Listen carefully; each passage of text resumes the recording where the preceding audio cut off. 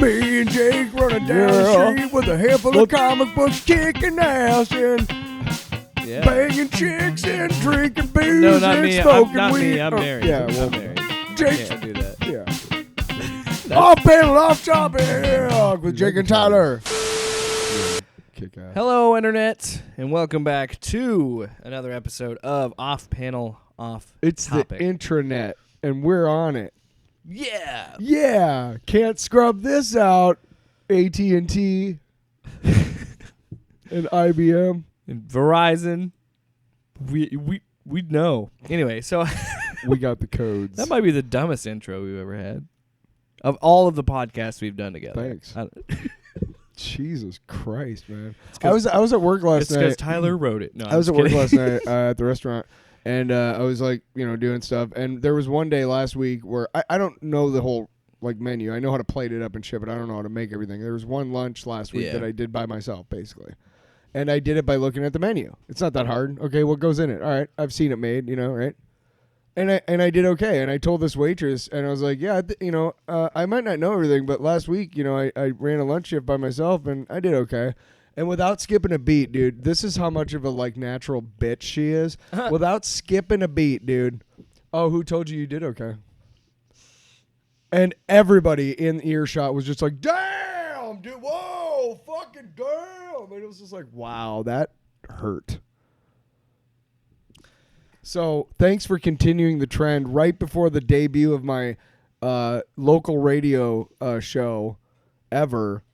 That for continuing the whole, who said you were good thing. Appreciate it. The dumbest intro ever. I stayed up all night. I don't know why you felt attacked there. I spent all night writing that intro. All night. All night meaning the last 5 seconds? Even when I was like, I kind of want to, what? Could we never pre-write our intros? Oh. Well, I guess the curtain. I mean, we have a few cold opens. Curtain has been lifted. Yep. This is now all they're a bit. now that's behind the scenes. It's all a bit. We're not really mad at each other at all. It's all a game. And for some reason, he thinks it's okay to eat on air. What the fuck? You were having a conversation. Oh my gosh. I get a little fruit snacks when I start my fruit snackies when I start my podcasty. All right, that's okay because I had a pizza and that was just. It was insulting. Why? You didn't even think to get me a slice. Dude, you know how I feel about getting you. I would have given you money. No, I've been told. I have been told by your wife, stop getting him bad food. That is true. Yes. So whenever I get food, I don't bring you food anymore because I know you'll eat it, and then I'm gonna get blamed for it. Rightly so. Yeah. Because I brought it. Speaking of which, you left some Twix here. And I didn't eat it. I was impressed. Really? Yeah. Because I totally thought we would need it. So for the people draft. that have somehow still kept listening to this episode, thank you. And we're actually going to get into some news and some nerdy shit that we like to talk about. Nerds! Yeah. It was just announced. Oh, Jesus. Sorry, I might have blew my ears Cam out. Newton got cut by the Patriots? Oh, no, that's a different show. Yeah. Sorry. Different thing. I'm gearing up for all sorts of shit today. I'm running Fanatics too, so. Yeah. It'll be a long DC FanDome. So I thought this was going to be a one-off thing with everything with the pandemic last year, but apparently DC and Warner Brothers is committed to this and making this, and it's not surprising. I think I've noticed this in video games, and it looks like it's going to be happening too with entertainment. With video games, E3 has become less relevant because a lot of these companies are just hosting their own press events and showing off their games. And you're seeing something very similar because Disney has D23 and they could show off all of the Star Wars stuff, all of the Marvel stuff. And now DC says, okay, we'll do FanDome where we can just show off all the things we're doing. And it's interesting. It kind of sucks that Comic-Con's going to kind of just go away, but I do think it's kind of cool that we're seeing different variety of events. Because I like the idea of having just a Marvel event and then a DC event. You know what I mean? What do you think? I like it. I gotta be honest.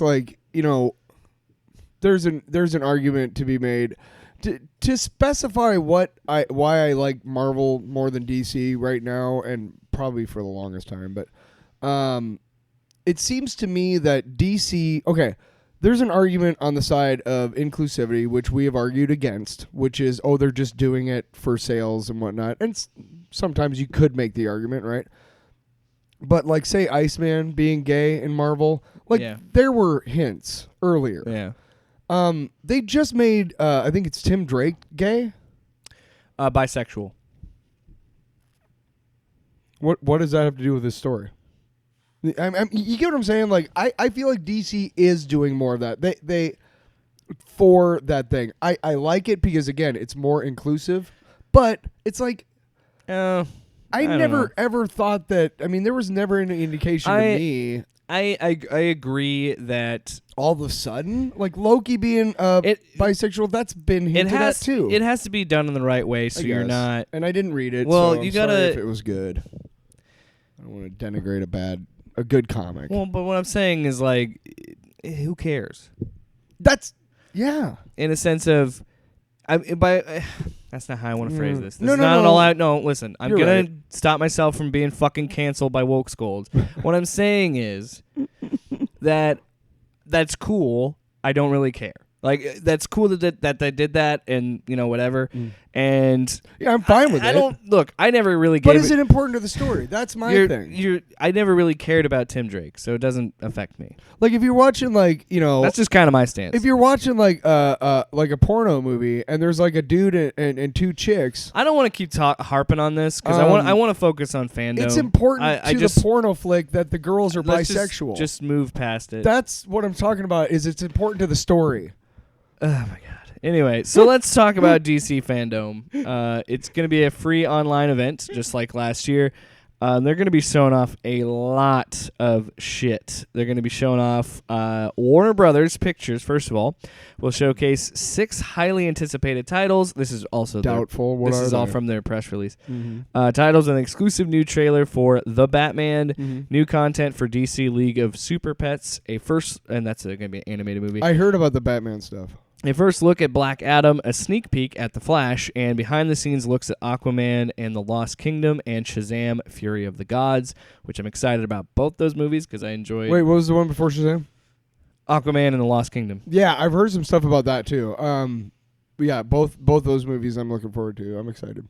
Yeah. Have you seen the updated costumes for Shazam? I think I did, like the Shazam family or whatever. Yeah. Yeah. I saw something on They're CBR. pretty cool because they look like they're combining the suit from the first movie, but more of like an Injustice look. Yeah. And I kind of dig that a lot. Here's an interesting little tidbit. The oldest sister had a adult counterpart in the first movie, right? Yeah. At this point, it's been long enough now that she's just playing the part, yeah. which is kind of cool. Yeah. But that's why movies are so. Here, we think of this actress. You probably see her like I don't think I've seen her in anything else. So to me, the next time I see her, it'll be like, oh, the last time I saw you was like a couple years. Like 6 years has occurred in the life of that person that I know nothing about. You know what I mean? It's like sometimes we forget that celebrities live daily lives just like we do. I'm just saying it's interesting that you think about a movie that came out like 2-3 years apart. Okay, that's good. They don't look that much older. Well, yeah, but they went through 2 or 3 years of life. I'm interested to see what they do with Aquaman because I was a little surprised. Actually, no, because I guess they did zombies. They did tease that Black Manta's coming back at the end of the first one. So I think that they're going to make him the big bad in this one. And I want to see Yahya Abdul-Mateen II in everything. So, well, and that's why I'm excited because I want him to get a chance to really, because I mean he was in. I thought his performance was okay in the first Aquaman, but I only say that because he wasn't really on screen that much. No. And now we're going to see a movie with him being the main villain, and I'm pretty excited about that. And Candyman. Yeah, he's also in Candyman. But I'm talking about I'm talking about the Lost Kingdom. See, here's the thing: is before I saw Aquaman, I had read the reviews, and there was a lot of high praise for Mateen for his performance. So when I finally did watch it, to me, the hype was well deserved and not. It wasn't overhyped. if that makes sense. Yeah, he wasn't on screen that much, but when he was, he killed it. He was excellent in the Watchmen miniseries. Probably almost the best part of that whole thing. But just because he was kind of the glue that kind of held the whole arc together, but just cool. Yeah, I like him. Yeah. His acting. I'm excited for Fury of the Gods because I really, really like. What do we know about it? Lucy Liu has been cast as the main villain. I don't remember what the character's name is. I know that they're not going to introduce Black Adam until the third movie because obviously, that's why they're doing it that way. Right because the whole plan was because The Rock signed on to be Black Adam, like fucking forever ago. Yeah, and they kept his interest, and he kind of fell through the cracks. And then once that he's committed to Black Adam, he's made it clear several times. Well, I think this is also. He said that I was born to play this. This is also a thing for Warner Brothers to say, okay, we've got this big mega star. Let's kind of because he's kind of, I think, going to be one of the Black Adam and his whole arc. I think is going to be kind of a driving force and to show that new direction of DC movies now, trying to shed a little bit because you saw it with Aquaman, you saw it with Shazam. But I really think you're going to see it with Black Adam of just shedding that Snyderverse,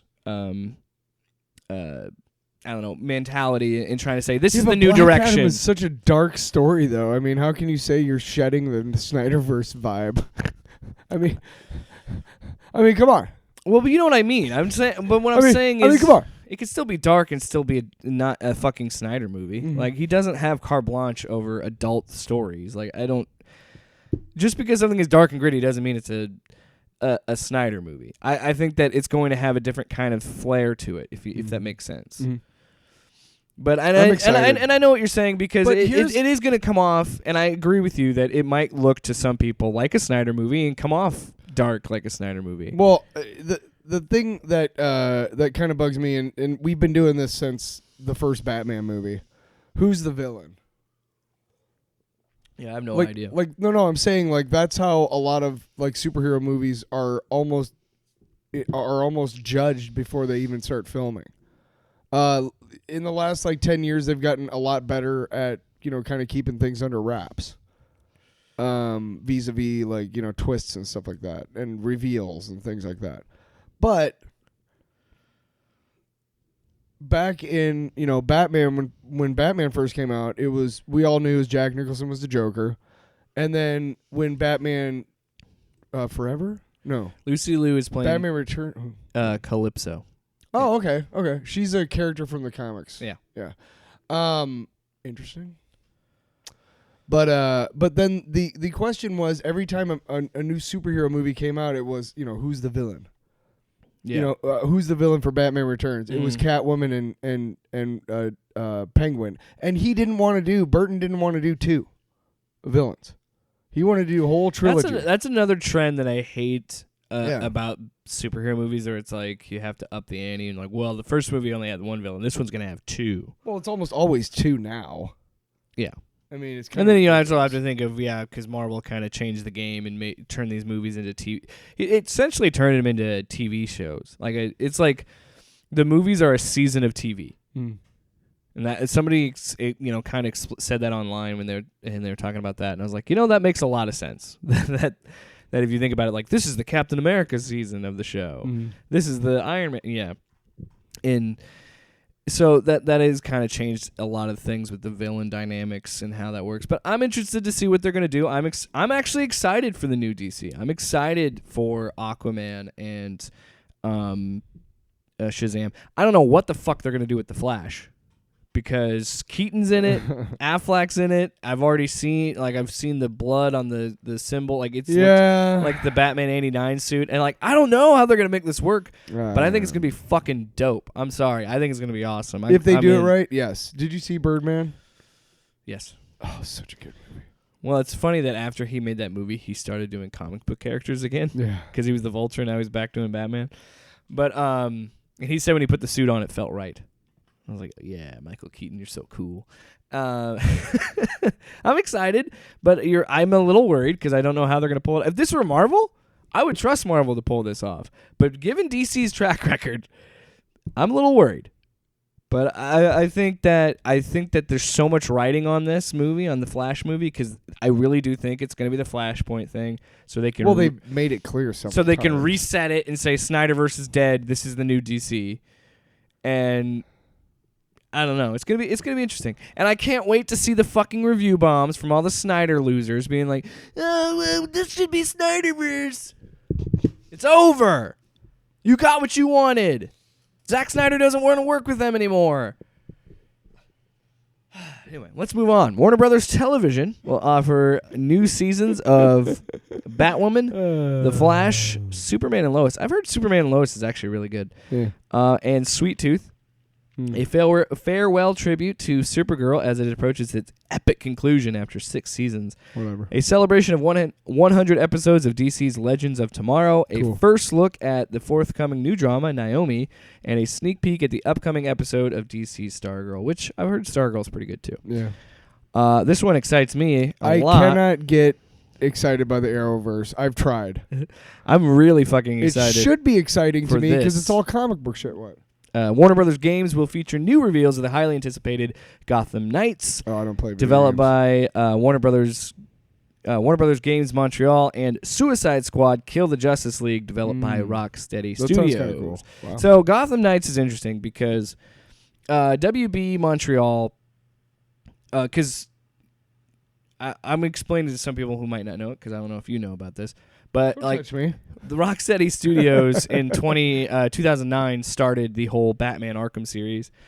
I think I knew that. Yeah. Their first game is Batman Arkham Asylum. Just because I don't play the video games doesn't mean I'm not aware of which ones are good and which ones are bad. You know. Well, it's interesting because and I know the Arkham series is like highly critically acclaimed. And commercially. It's the definitive Batman series, especially That's what I've heard. With WB Montreal, which I was getting to. So Arkham Asylum comes out, Arkham City comes out, and in between the time from Arkham City to Arkham Knight, WB Montreal releases a spin-off, Batman Arkham Origins, which I would argue narratively is the best one of all 4 games. Like, it is such... because Paul Dini wrote it. And it's so much like... It's such a cool blend of the 90s cartoon style and Christopher Nolan's Batman. I don't believe you. So it's a very grounded look, but also there's still... Is it gritty? Yes. But there's still like fantastical elements of it, like Bane taking the venom and getting gigantic, and like there's still comic book elements to it, which makes it even better in my mind. And that's why I'm excited about what WB Montreal is going to do with Gotham Knights, and it's actually an interesting concept. It's the Bat family. Batman is not in this. Batman is dead. So now it's just all of the members of the Bat family. They had a whole, in the New 52, they had a whole series of like Batman family books. And the thing I find fascinating always about Bane is the way he comes off to the casual comic fan is just this big brute. But one of the things that makes him so dangerous and such a great Batman villain is that not only is he just ginormous and huge and strong and like will kill you. He's smart. But he's smart. Yeah, he's smart as shit. He's like a military strategist, which is what I liked about Dark Knight Rises. I think he really nailed Bane. Yeah. Not the the luchador aspect of it, but like the intellect and the imposing figure. Every time I liked his voice. I did too. I make fun of it. The choice that Tom Hardy made. I make fun of it all the time, but I still love it. You barely adopted the dark. I was born in it. I didn't see the light until I was a man. And then it was blinding. It's fun voice. Do you feel in charge? That was a little bit more like Magneto. Charles. Eric. That's my Eric. That's the best I could do. Patrick Stewart. Make it so. What the fuck are we talking about? And anyway, engage. I'm very excited for Gotham Knights because, like I said, Batman Arkham Origins is a fucking great game, and it's the same team. Okay. Suicide Squad: Kill the Justice League. I'm not as excited for. I love what Rocksteady did with the Batman Arkham games, but this isn't the game that I necessarily wanted to play from them, but I'm willing to give it. I'm willing to watch some gameplay and look at it because I'm probably going to play it because, as you know, I'm a DC slut, so I'll definitely play the game. He bends over for DC, just as I do for Marvel. Yeah, I was going to say, why don't you fucking check yourself? Hey, I will always. Moving on, DC Publishing will honor the legacy of one of the world's greatest superheroes and icon of truth and equality, Wonder Woman, with a showcase of 3 upcoming books. DC explores her history with the DC Black Label miniseries, Wonder Woman Historia, which that sounds cool. It's a Black Label book, so it's going to be more, There's going to be more violence. Did they ever finish Last Night on Earth? Because I still haven't gotten to the last one. Pretty sure they did. It will expand the Amazon mythos with Nubia and the Amazons and honors the inspiration she has provided to women around the world with the original graphic novel Wonderful Women of the World. Additionally, DC will share details about the next installment of the epic universe-spanning Batman Fortnite comic book crossover. Jesus. And fans can also expect to hear more about the upcoming Batman Fear State, the new 6-issue Black Manta series, and the return of the Milestone universe, and much more. And Milestone, for those of you who don't know, was originally created in late 80s, early 90s by DC to showcase artists and writers who are of color. I'm actually excited about the Wonder Woman Historia Black Label book because I like it when these usually I would say mainstream characters like the Trinity, like Superman, Batman, and Wonder Woman. I like it when they get more adult stories. You want to talk about gritty stories? You want to talk about gritty? Let's talk Wonder Woman in Last Night on Earth. What? Jesus Christ! Wait, they're making a series out of DMZ. That's cool. HBO Max will unveil. It's DMZ. It's a comic book about there's like a catastrophic event in New York, and they're in the demilitarized zone, DMZ. It's a cool series. I'll explain it later. You've never heard of it? No. HBO Max will unveil an exclusive look at the upcoming series Peacemaker and the limited event series DMZ. James Gunn shared a picture of Peacemaker doing the peace sign, driving away. So he'll be there for sure. He's fucking. The streamer is also debuting more surprises and sneak peeks from new series, as well as returning favorites such as Titans and Doom Patrol. All 4 series hail from Warner Brothers Television. Doom Patrol is excellent. I need to catch up. I haven't even finished the first season. I finished the first season, but I started the second one, but it had been so long that I didn't give myself a chance to get back into it. Sounds like a series. Doom Patrol. We're going to rewatch all of Doom Patrol. I'm going to rewatch all. Yeah, Doom Patrol. We're going to patrol the Doom Patrol. We're just going to say patrol a lot. So, patrol. All English Warner Brothers Animation. English people will be listening and going, why are you guys talking about gas? Warner Brothers Animation will feature a look at the upcoming limited series Aquaman King of Atlantis. Provide a sneak peek at season 3 of the adult animated comedy series Harley Quinn. Awesome. And share what's in store for Harlivy. I think that's what they're calling their couple name. Harlivy. Deliver a very early look at the next animated chapter of The Dark Knight and the all new upcoming series Batman Caped Crusader. And give fans a preview of Young Justice Phantoms. Warning, there will be spoilers on that one. So if you haven't caught up on Young Justice, don't watch that footage. Because this will be free for everybody to watch. So Warner Brothers Home Entertainment will preview 2 upcoming original DC animated films, a sneak peek at Superman and the rest of the Justice League in Injustice, which I'm so fucking excited for because I love that game, and an all-new animated movie inspired by the popular games comics, you know that, as well as the premiere of the trailer of the all-new animated heist movie Catwoman Hunted. Interesting. Had a burp. Both movies are produced in association with Warner Brothers Animation. So, a lot of shit was announced to be shown off at DC FanDome, which again is Saturday, October 16th at 10 a.m. Pacific. So if you're in the Midwest, noon. If you're on the East Coast, 1. All that stuff. What do you think, Tyler? Did anything really jump out to you and excite you for what's going to be at FanDome? Basically the stuff we talked about. That was a lot. Yeah, they are really showing off a lot of stuff. I think, honestly, just because it was so much to absorb, I think what I talked about when we talked about how I was excited about it is what I was excited about. Because there's a lot. There's so much. If I remember correctly, it was Aquaman and what was the other Shazam? movie? Shazam. Those are two I'm excited for. Me too. I'm also excited to see what they do with Flashpoint. And I'm excited to Doom Patrol. I need to get back up on that. I need to watch that and Titans because I'm way behind. I don't care about Titans. I've heard Titans gets better. The people that don't like it, you have come around to it. But. No. I've never liked the comic or the concept. Yeah, you never really cared about the team. I don't care about teen superheroes. I never have. I've never been a big Teen Titans guy either. Even when I was a teenager, I was like, who fucking cares? That being said, Teen Titans Go to the Movies is fucking hilarious, and you should watch it. Oh. It's one of the funniest fucking cartoons, I swear. The thing that excites me, I said Aquaman 2 and Shazam 2, but I'm really interested to see what's going to happen with Gotham Knights and Suicide Squad Kill the Justice League. He's more of a gamer. Yeah, and those are both games that I really want to play, so I'm really excited about that. Just want to play them! I do like the idea in terms of publishing. I do like the idea of the Black Manta miniseries. That sounds cool. Mm-hmm. But yeah, so again, as someone who loves DC, that still excites me. I'm pretty excited to see what happens. Hopefully I won't get let down, because unfortunately, as someone who loves DC, I do get let down quite a bit in terms of the live action movies. I don't get let down that much. Oh, shut up. Speaking of DC and Marvel movies, let's move into another topic.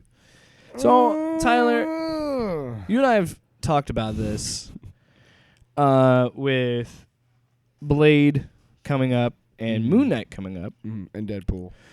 Which are very adult-oriented properties. Very, very R-rated. To tell the story properly, yes. Unfortunately, you have to eliminate the possibility of your fucking 7-year-old kid watching it, and you're going to have to spring for a fucking babysitter. I'm sorry. A movie about vampires should have blood and gore in it, and a movie about I think what they should do with Moon Knight, you could do the Jeff Lemire series, but I think it would probably be better to start with Moon Knight the Bottom, which is God, I can't remember who wrote that. I'm gonna look it up real quick. But his story, it showcases Moon Knight in a much more adult-oriented way, and it also pays homage to the lore that came before it. The stuff when we get to Longbox, I'll talk about the stuff that's been happening in the comics. But in one part of that story, spoiler alert, Charlie Houston is who wrote the Bottom, Moon Knight the Bottom. The thing about that story, there's a part where he fights his arch nemesis and cuts his fucking face off. And I'm like, I would love to see that mature take on Moon Knight in a show. Because that's, honestly... I'm excited for it. Moon Knight is we saw the leaked images. Is such much more of an adult-oriented thing. So I don't know if you should put it on Disney+. So my powers kind of come from his dissociative identity disorder. My main question for this is, should movies follow the comics, and should Marvel start like in Marvel Knights or Marvel Max, and should DC do like a Vertigo Black Label model for their movies and television? Because at some point there's going to be a divergence, because they're going to like... Constantine is a great example. Disney's going to have to dip its toe into some softcore. Jesus. But you completely derailed what I was trying to say. You're Constantine is what I was talking about. So if you wanted to do a proper Hellblazer show, you're not going to put it on NBC like they did, especially on Friday nights. Like, that show was sent out to die. I think you get him back. The same actor, because I really liked his portrayal, and he's actually voiced the character in some animated movies. That could be an example to me of being like a Black Label show on HBO Max. See where I'm going? Do you think that they should do that? Do you think we could go that direction? I like that idea mainly because I had kind of the same idea about Legos. Yeah. That they should have more adult characters. Well, no, not necessarily, but keep your normal like store sets that you keep churning out and stuff like that. But then have it's a slightly higher price, so it's something more for adult collectors. And then instead of to sell these sets like we talked about, I think a couple weeks ago, you have to put a Spider-Man or a Thor or an Iron Man, and I have so fucking many, you know what I mean? Yeah. So give me a Hall of Justice collector's set, that not available in stores. You have you have whatever characters you don't already have minifigures of. But something like that, I don't need a Batman in that set. Why? Because I have 1,000 of them. I can just grab one from another set and go, here's Batman. Oh, it's Superman. Hey, here's there was one set once, and I think I told you about this. It's called Daily Bugle Attack. It was way long ago. It was like $50, and in it was a Doctor Doom minifigure, kick ass, and a Beetle minifigure and a Nova minifigure, and they really don't have anything to do with Spider-Man. Maybe Beetle, but the other two don't really have anything to do with Spider-Man. And it was cool because it was like, now I have those minifigures, but they don't do that anymore because the movies, they base it all off of the movies. Yeah. But I like the idea of doing something with the movies and TV shows like, hey, this is for everybody. This is for hardcore fans. Yeah. And not just hardcore fans, but adult hardcore fans. You're kind of seeing that already with DC, not only because of Suicide Squad being R-rated, but and Justice League. Yeah. But you're already kind of seeing that with DC, but you're also seeing animation. Like the DC animated movies now are starting to become more R-rated. Well, the thing about the animated things, they can just say TVMA. But they still go through an MPA. Oh, okay. Because they're still. I thought they didn't get released in theaters. It's because they released. I feel like it's home release. So even if you release on Blu-ray, you have to. So if you want to have that physical release, you have to have a rating. DC animated, we're putting the blue back in Blu-ray. But that's like ever since the success of The Killing Joke, that was the first R-rated DC animated movie. We should have never after that, especially that first. Yeah, but after that, we've gotten so much good content that's more adult-oriented and more that's allowed to be more violent, and more expressive than they probably could. So DC's already kind of moving that way, but I'm interested. I've always thought about that. Like at some point, you're gonna have characters like I said, like Moon Knight and Blade, and like fuck, if you want to do a Lobo movie, I feel like you got to make that R-rated. You gotta. If you're gonna do a Lobo movie, it has to be R-rated, and that would be fucking awesome. You'd have to start with his origin story, which is he kills every other person who's like him.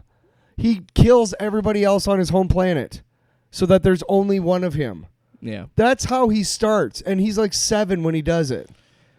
And there was people. Brutal. I saw people online pitching the idea of the Suicide Squad sequel should be Suicide Squad versus Lobo, which would be a fucking rad movie if James Gunn got to do it. It would be rad, but I also would like Lobo to have his own thing. Like I kind of like him having his own movie, or maybe his own. The tragedy of Lobo is that he was created in direct response to like Wolverine and the gritty Marvel X-Men comics. And to Keith Giffen's eternal chagrin, he became that exact fucking thing. Like, he originally appeared in Omega Men, which is a comic from, like, the early 80s. And he was just a dude in an orange suit with a bike. He had the same kind of look, but he wasn't anything like he is now. Mm-hmm. Not like the dreadlocks and the beard and... No, he had, like, a shock of black hair, and it was a mustache. When they brought him back, it was anyway. It's hard to describe. Anyway, they brought him back, and they made him that kind of character that hey Bastich, fuck off fanboy type of attitude and shit, and like super fucking violent. But that was supposed to be a joke, and of course in 1980s America it just killed.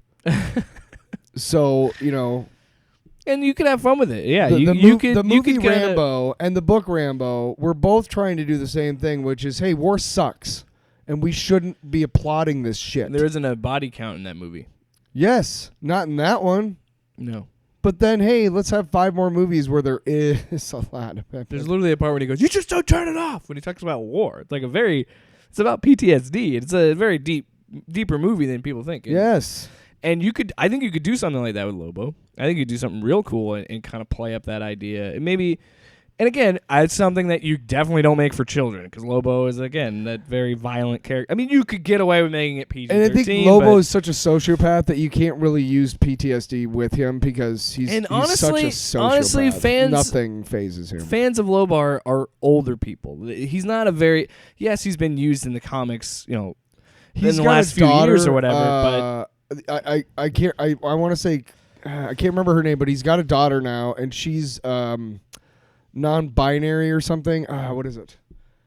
She had her own book for Pride Month, and I got it because it looked really cool. She could just be non-binary if that's.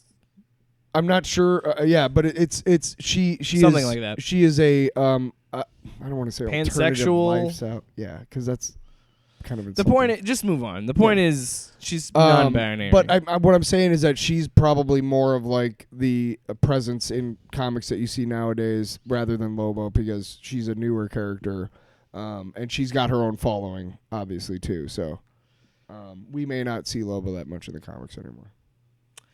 And that's okay. So then you have to ask the question: does Disney move, like Blade or Moon Knight? Do they move that to Hulu? Because say they don't want to do a separate studio or separate kind of thing, right. Maybe they're just like, okay, fine, we'll just put that on Hulu. Because they're still releasing I'm not gonna watch adult content on Hulu. Yeah, but I'm not going to watch it on Hulu. I didn't watch any of Hellstrom, because whatever. Why? If they brought back Daredevil and put it on Hulu, would you watch it? Did you watch Hellstrom? No, but I'm asking if they brought back Daredevil and put it on Hulu, would you watch it? Probably. Yeah, I guess so. Yeah. See, that's your own bias. No, I'm just. If you don't like Hulu, just say it. Just say the truth. You don't like Hulu. I don't. I don't know. I think that's the only option because you're dedicated to making Disney Plus a family-oriented app. Legion was fucking great. Yeah, I didn't watch it. Wow, dude. I will tell you this. I didn't watch Hellstrom either. I let me just say this about Legion, okay? Watch the first 10 minutes. If I'm being totally honest, I've watched the first episode. Okay, and it didn't hook you in? I couldn't follow it. You haven't read enough of the X-Men comics. Anyway. Okay. I was trying to say something. Sorry. I didn't even watch that Cloak and Dagger show either. I watched one episode of that. Didn't like it? It wasn't bad. I mean, I'm not really... Cloak and Dagger was never really... never really characters that I read. It was more of a coming-of-age story than I cared for. Look, I've come of age, okay? So coming-of-age stories are like... I don't care. Yeah, they're not for you, Grandpa. I know that. Thank you. I didn't say... Listen here, you young whippersnapper. I'll kick your ass. Okay, what? Are you really looking at your phone during the show? My wife texted me. Well, keep it off the air. Keep it cool. I don't know. I think that might be the best option. I've been pleading for Disney to put Daredevil on Hulu because I really wanted to know what they were gonna do in season 4 because season 3 was so fucking good. You got to give me at least one more season of Charlie Cox and Vincent D'Onofrio. I'm gonna be honest with you too. You gotta. I'm gonna be honest with you. Daredevil is the only show, like comic book show, that I actually watched religiously. Here's the thing. Didn't get through season 3, but by then the MCU was taken off. You're missing out. Season 3 is fucking fantastic. That's fine, but everybody forgets that these Marvel shows came out, and they came out like kind of in a flurry. Daredevil season 1 and 2 came out, and by season 2 they already had like Jessica Jones, and Luke Cage was going to come out and all that stuff. And Luke Cage, by the way, season 1 is fucking fantastic. I hated it. Once they killed off the certain character, I was like, I don't care about this anymore. That's true. I liked it up until that point. That's true. That turned me off. I watched the first. He was such a good fucking villain, dude. I watched the first season of Jessica Jones. I couldn't give a shit about season 2. I started watching season 2. It just didn't hook me in season 2. But yeah, it just became really convoluted. Kilgrave was too good of a villain. That once we moved past him, I'm like, I don't care. And that's just Arrow. I watched Arrow religiously for the first 2 seasons, but then at some point I'm like, I can't dedicate 22 episodes of 45-minute episodes to my life. Jesus Christ! I watched. I barely watched 13 of Daredevil. I watched the first episode of Iron Fist, and I tried to give it a chance. Oh, that fucking show! I tried to watch even 2 and 3, but I couldn't. Every time I thought, this is going to be okay. This is getting better or whatever. That fucking douche nozzle comes on screen and ruins it. I was watching I'm a kung fu master. You're a fucking douchey beach douche.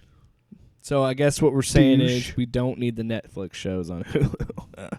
No, but I'm saying like No, I'm actually. I Charlie watched Cox and Vincent D'Onofrio are two. Daredevil is the only show from Marvel Netflix that I would actually still watch. But those two castings, I want them to utilize it now while we have them and while they're of age to play these characters. That's what really pissed me off about the Netflix shows being canceled is like you have cast a couple of perfect people. What's his name as Punisher? Fuck. Can't remember his name. Yeah, I know who you're talking about. John something. Bernthal. John Bernthal. Bernthal, He was yeah. in Walking Dead. Yeah. But the dude who plays Luke Cage is great too. Yes, Mike Coulter. Yes, exactly. Is it Jessica Ritter? It's something Ritter. Yeah. Kristen Ritter. Kristen Ritter. I could give a shit I liked about her as Jessica Jones. She's great as her, but I really don't care about that character. Yeah, I don't like It's that a character newer either. Character in the comics, and I don't care really. Yeah. Anyway, But the story is really good and they it's had really solid well casts. done. They had solid casts. It's Yes. just they ran out of steam. Mm-hmm. And I think there's a YouTuber named Godzilla Mendoza. He made a good point. The problem with those Netflix shows is they felt ashamed that they were comic book shows, whereas the comic book properties that are successful are the ones that embrace the silliness of comic books. And Well, that's embrace why the what they Disney are. Plus shows have been successful, is because they have embraced like the silly, the obvious. You know, So I'm wondering and if I gotta be honest, I'm still kind of pissed about the Evan Peters fucking bait and switch, you motherfuckers. I'm still kind of pissed about that. You know, it's almost like they were like, people are going to be looking for reveals, so let's give them a fake one. I'm Yeah. like, you fucking dicks. So that's why I'm interested, especially with the success of My nuts. the Suicide Squad. Yes. And the more adult-oriented stuff. I'm wondering if because I think the time will come when Marvel Studios releases an R-rated movie, and I think it'll probably be Deadpool 3. They said they've been committed to making Deadpool 3 an R-rated movie. They have said that. Mm-hmm. Feige has said that. So on record. and that's my question. Yes. Is that the first movie in Marvel Knights? The thing is like people look at a movie like Suicide Squad and they're going to criticize the amount of violence, and the problem with that is that it's important to the story. It's important to show how expendable these people are. It's important to show It shows you more how much of a villain Amanda Waller is. how ridiculous violence can be on a large scale, and you find out that she was the one behind all this. Like Starro is not the villain of that movie. no. Amanda Waller's the villain. Mm-hmm. And yeah, and you're right. The violence actually, while it is, and honestly, most of the time the violence is played for laughs. Yes. And the violence is there to show you, yes, just how brutal these people are. We talked about the one scene It's a between fucking war movie. Bloodsport and Peacemaker. They're dropped into a war zone. Right, but we talked about that scene Yeah. where it's literally, well, we won't spoil it, but it's literally has to do with the amount of violence they can both inflict. And it's played for laughs. And it's funny. Yeah. It's hilarious. Well, and then you look at things like, yeah, it's just, yeah. You're going to see that. Yeah, you're going to see that apply, and I think that Deadpool 3 will benefit from the Suicide Squad because I think it will reinstate Disney's faith in like, oh, we're going to do something, and I think all the Deadpool promotional stuff that was put into Free Guy, a different movie, clearly shows you that Marvel is committed and Disney is committed to doing something with Free Guy Deadpool. on HBO Max? No, Free Guy's a Fox movie. No, I know that. No, I didn't. Why would it be on HBO Max? I didn't know that it was a Fox movie. Yes. So, but that they couldn't do the Deadpool stuff if it wasn't a Fox movie, though. You know what I mean? No. I think what they're going to do is keep the Fox name and make the Fox Studios be the more adult comic book movie. Perhaps. Since they already have the reputation of doing that with the Deadpool movies and Logan. Which, a lot of the X-Men movies I thought were more adult-oriented anyway. Do you think we would see more of an adult X-Men movie, maybe? I guess. The only one that really fits that bill is Wolverine. You know what I want to see? I want to see a Silver Surfer TV show. Yeah, that'd be real hard to make. No, I'm aware of that, Jake. I know they're gonna do it. I know they're gonna bring in the X-Men, but I really just I'm excited to see how they're gonna do it. I'm excited to see what the Marvel Studios is gonna do with the X-Men, but I'm bummed out because it's gonna be hard for me to adjust to a new Wolverine because I loved Hugh Jackman so much as Wolverine. But I'm sure whoever they From get. the moment you see his fucking back in the cage in X-Men, okay, from the moment you see the hair, and I mean, you just know. You're like, that's fucking Wolverine, dude. That's fucking Logan. And you know how right much he there. loved that role and how much that role meant to him. So good. But you know what? Good. You know what? It wouldn't be fair to the other actor to compare them. You got to judge him on his own merit. I am definitely going to give whatever new actor I'm definitely going to give him a very open.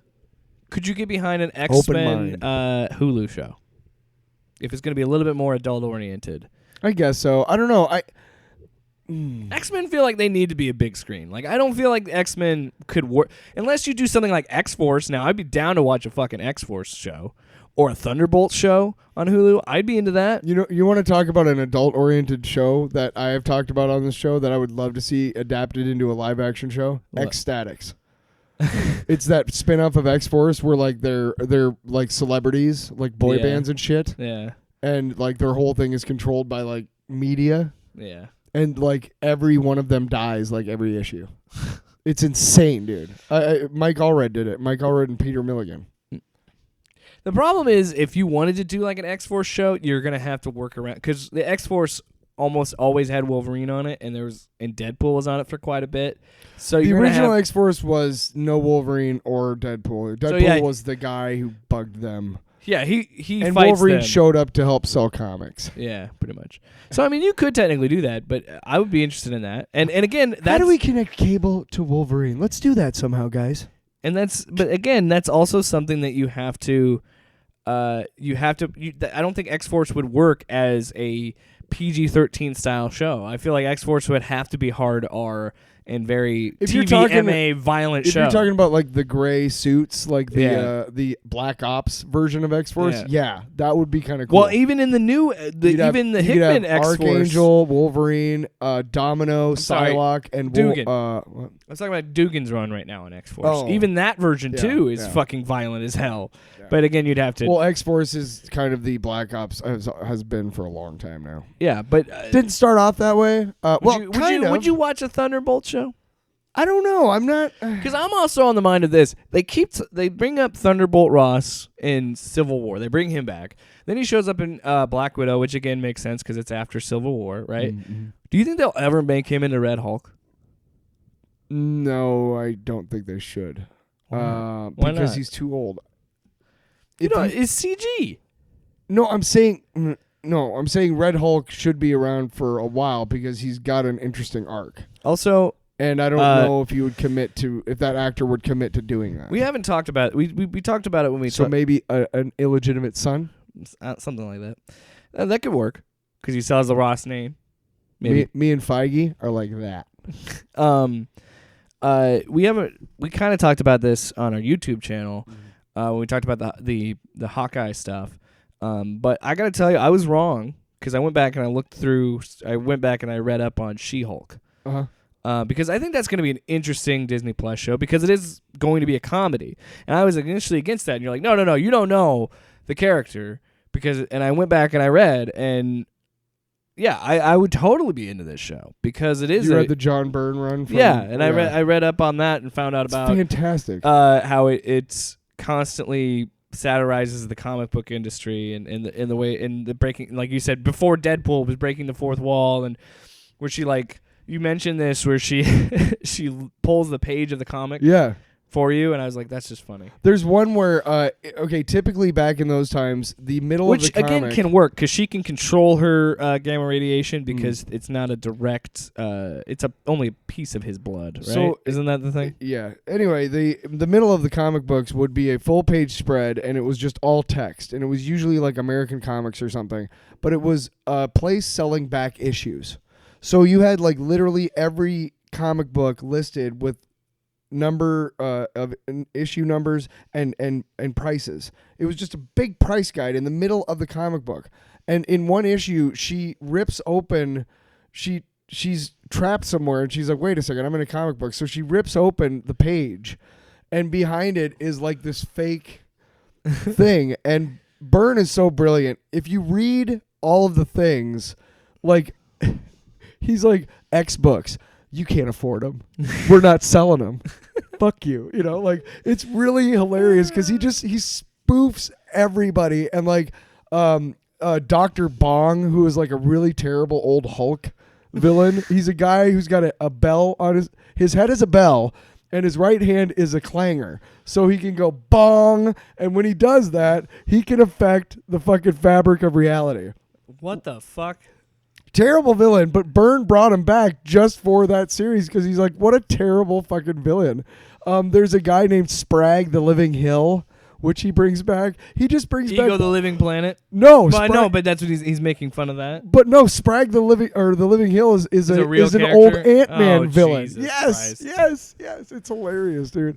That would be really funny in the show for sure, and that excites me a lot more about this show. And again, that's something cool. That you can tell Disney, how excited I am if they try to do that because I love that book. And I think this is what's cool about the possibilities of having the Disney Plus, or in DC's case with HBO Max, is you're kind of afforded that ability. Like, never in a million years would I thought that Peacemaker would get his own TV show. Never in a million years would I think that She-Hulk would have this comedy TV show. Peacemaker is less than a C. Nobody gave a fuck about Peacemaker Comics, until dude. John Cena showed up in James Gunn's movie. Pretty much. And guess what? It's because John Cena fucking kills it. Like, John Cena just gets this character. I remember him getting direction, and James Gunn just said, play it like douchey Superman. And that clicked with John Cena. He's like, I know how to do that. I've been doing that for however many years in the WWE. I can do this. No, I'm kidding. John Cena's a great guy. I'm really proud of him. No, I'm excited for that. So it kind of just... do you think this will open the door for more adult properties, more adult-oriented characters? Well, I think at the beginning of this conversation, we talked about the idea of the studios. I think I've made it clear that I like the idea as long as they don't stop making content for everybody. Yeah, keep the MCU stuff going, but then have other stuff. It's important to me that, that kids are able to grow up with this stuff, because I did. And I think I turned out pretty good. We don't need an R-rated fucking Spider-Man movie. We don't need... right? See, that's exactly We've already right. talked about that. Yeah, not every character needs to be R-rated. No, not even close. Like Fantastic Four, at no point, really. No, that should never be R-rated. You can tell a fantastic, pun intended, Fantastic Four story in live action without having to skirt R-rated territory. It could be cheesy and silly. Sure. I say keep the spirit. But yeah, Wolverine, Logan, that had to be R-rated. Deadpool kind of had to be. Logan, Wolverine should never have been marketed as a kid's character. He has claws. He slices people up. How did that get marketed to kids? I really wish that they would get Juggernaut right once. But yes. I will say that Reynolds. I like the Deadpool. Reynolds came the closest. He's come the closest. I do think this is going to open the door, because there's always going to be that need for more adult-oriented stuff. And you're right. I think the beauty of comic books is there's that element that can appeal to everyone, and then there's also that element that can be more for hardcore fans. Because there's definitely a Superman a Superman story that's going on, or a Spider-Man story that's clearly aimed at more of a broad audience, because you usually have the storyline focus around the current villain that's going to be in the movie. You listening, JMS? You listening? Anyway. We're talking about you one more day. Hey, let's move on to Tyler. Long. This trips me out. I have too much fun with that. It's really fun. Anyway, Tyler, what are we talking about this week? Well, guys, when I was growing up in the 90s, early 90s, late 80s, early 90s, there was a host of, it seemed like every year Marvel would come out with 6 new books. And among these books were the Namor John Byrne run, New Warriors, Guardians of the Galaxy, the original one, which was the 30th century, which was a really cool book. They explored the 30th century of the Marvel Universe, which was cool. Ghost Rider. I liked it better when it was $20.99. The Johnny Ketch Ghost Rider, Dan Ketch Ghost Rider. Danny Ketch. And I'm trying to think of some other ones, but Spider-Man, the McFarlane book. But every year they came out with these books, and one of them was called Darkhawk, and it was right. And I'm sorry, I'm a child. You mean Dark Anyway, go on. Just say it. Dark cock. Dark Hawk. Okay, go ahead. Dark Hawk. Okay. I got it out of my system. Dark Hawk. Okay. God. And it features a story about this kid whose dad is a cop, but he's being framed as being on the take. Okay. It's a very convoluted story because his mom is like the DA. His dad's a cop who's being framed for murder. No, he's being framed for being a corrupt cop by a criminal overlord, whatever, a criminal gang boss, whatever. And he finds his amulet and he becomes Darkhawk. And it was wildly successful, actually. Nobody really gave it a chance, but it actually ran for a good many number of years. He eventually was brought back, and they eventually, because the big mystery is where's the amulet from. Whenever he put the amulet, or whenever he activated it, he felt like he was using a different body. So that always tripped him out, you know? Mm-hmm. And so it was a big mystery, and I stopped reading before they figured out the mystery, but I've read up, and what they have they made up this whole backstory that it's this armored race of ancient beings, and every time you activate the amulet, your actual body goes, there's a transfer, your brain goes into the armored body, and your actual like a body, neurological your connection? actual body is like transported, like, you know, immediately to a ship where it's put under like suspended animation until you're done with the armored form. It's kind of convoluted too. But they recently had a 30th anniversary Darkhawk. I hear it now. Darkhawk comic book that came out, and it was pretty good. But they started a new series, and number 1 came out this week, and I went and got it. And I'm reading it, and this main character is this basketball player, and at one point, everything just goes screwy. Like in comics, like a comic book panel where everything is exaggerated, almost like a character is changing dimensions, maybe, right? And it's a mystery, because it's like, whoa, what's going on with this kid, right? It turns out that he's a basketball player who's got a full ride scholarship, and he's just found out that he has multiple sclerosis. Oh, wow. And you're reading this book, and you look at this panel of things of this happening to this guy, and you're like, wow, I wonder what's happening to him, some sort of multi-dimensional whatever. It's how somebody feels when they have an attack. Yeah. I get to the end of the book, and the guy who's writing this book, I fucking wish I would have remembered it or looked it up, Kyle something. He suffers from multiple sclerosis. Huh. And he wrote the book, and that's how he describes, like, you got to understand, reading through the book and thinking it was like some sort of comic book explanation, and then realizing that it's another human being trying to tell you what he feels like when he is helpless. And it made those panels so much more powerful. This kid finds the Darkhawk amulet, and he becomes Darkhawk, right? And it's pretty cool. But I wanted to tell you about it because I am definitely interested in this book, mainly because, again, it made me realize that sometimes that's the best way you can describe what's happening to you physically is through a comic book panel. And I thought that was a really powerful way to describe how he feels. Like that everything is just out of fucking whack. You know what I mean? So, definitely surprised by it. Definitely surprised by the subject matter. Also how good it was. And just, we talk about inclusivity a lot here, and I think it's a really kick-ass idea that Marvel was like, hey, let's give this guy a shot. He pitches us this book. Let's give him a shot to do it. And that very well could help someone that has those issues. Yeah, and it's something that we harp on a lot, but inclusivity matters a lot. And it does, because you never know what it may be, a movie, a comic book, a video game, whatever it may be, but it could help someone and it could change their life. And it's important to have those themes and those characters, and that's really cool. Yeah, I was genuinely, like I said, I was genuinely surprised.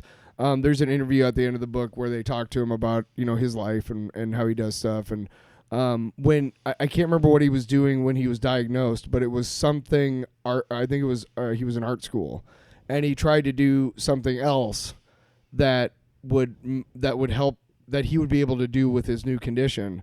And he realized that his teacher basically told him, like, you can't just start over. You just can't. So he took to writing blogs and stuff, and ended up starting writing stories and stuff like that, and just somehow through that became a comic book writer. So it's another story of, like, you have your life mapped out. This is what you're going to do. And then something happens, and this happens fucking to everybody, dude. Mm-hmm. Something happens that just grinds it to a halt, and then you got to figure out how to get around that. Well, and or how to deal with it, carry it with you, And I'm lucky to have not had a lot of those moments in my life, and I pray, I thank God every day that I am that also lucky. I think it's kind of a cool idea of a story of, like, how everybody thinks that life moves at one speed, and everybody thinks that life goes in one direction, and that's not at all how it works. Life is such a non-linear experience, and it took me a long time to understand that. When you have this pathway, this plan sorted out, I guarantee you it's not going to go the way you want it to, because life has other plans, and that's interesting that it was illustrated that way, because everybody's had those moments where you have this plan and things change, and then for the first time in my life, I acknowledge this past year or so that I have anxiety at some level. And we've talked about it on the show. I've talked about it with you and other friends. Well, I've never I for a long time I've been pretty open about that, my depression. But I had my first panic attack last year. My first panic attack in a very long time.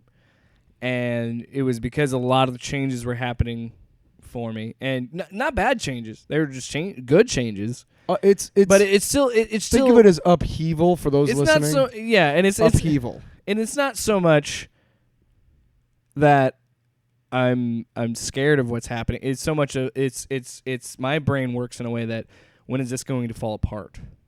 Me too.